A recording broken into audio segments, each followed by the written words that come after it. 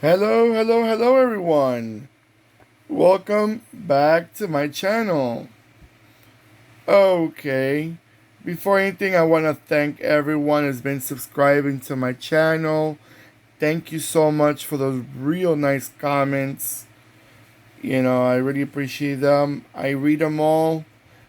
At least I try to give you a heart if I like what you're saying or acknowledge what nice finger that I like what you're telling me. Any info, it's respected and I love to read them. So share to the world what you guys feel about the video. Let us know. Let me know, what you want to see. Maybe I have it, maybe I don't. Maybe I will get them in the near future. Let me know what you guys want to see. Now let's talk about what we have in front of us.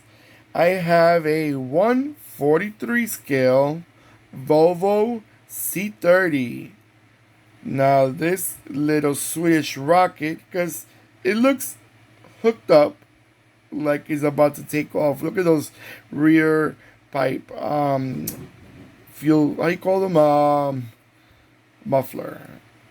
I just blanked out for a moment. But this is a. By the way, this is a T5 model. I saw the T5 in the back. Beautiful little car.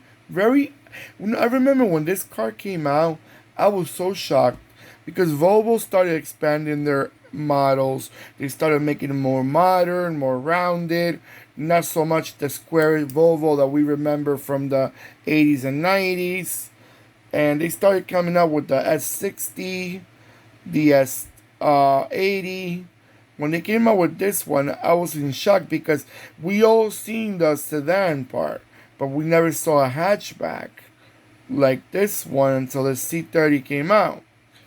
And I was just astonished. I was really, really, really happy for Volvo that they finally opened up their doors to a different customer, not especially the youngsters, the younger generations.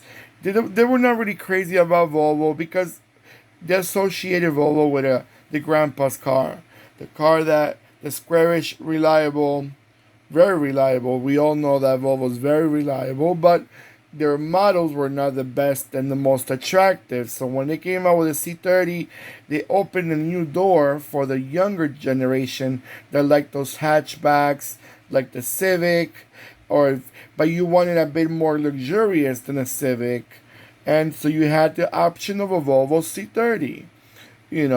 Sometimes you want a little bit more, a little bit more than just four door, not two door actually, a two door. You want a leather, you want a sunroof, you wanted more power. The Civic couldn't provide you that back in the early 2000s. So you had the option of the Volvo. And this is a very attractive Volvo. By the way, this model, it's made. I'm a bit confused about this brand. I've seen them as they have like quite a few different names in different locations. Some call them Hongwell, another people call them Carrorama, and I see other brands that they're all connected to the same company that makes them. But if I'm not mistaken, it's a company from Hong Kong. Again, if I'm not fully mistaken, if I'm not wrong, I think it's from Hong Kong. And they're not that expensive. But I gotta tell you, they make great detail diecast. For the price, I think it's one of the best bargains. Remember, when you get to see them, you'll be shocked. Their quality for their price. They're not the same price as on the Rev, but to me, they kind of reach almost the same quality of an Rev. Even the paint job, I think is actually better than the Rev in the paint part. You still do not get the fully detail, like you don't get the door handle separate but it's okay. For the price, you get all these little details, and this one is on point. It's on point. And let me tell you, the C30 in the diecast is not easy to find, and when you find them, they're not cheap to buy. Even this one was not even cheap because it's not an easy model to find. And remember, this model came out in 2006 all the way down, if I'm not mistaken, 2013. I'll let you know in just a second. Yep, 2013.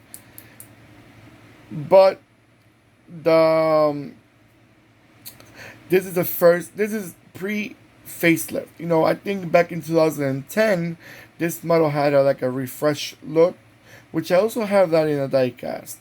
The headlights in the front were a bit more rounded, but not much of a big difference. But it was a bit more refreshed. In a refreshed look, just to go with the world. You know, everybody was refreshing their cars and changing models, so you wanna want to refresh your car too to keep it up with the competition. All right, guys. So I'm gonna let it go around a few times, and I'll be right back.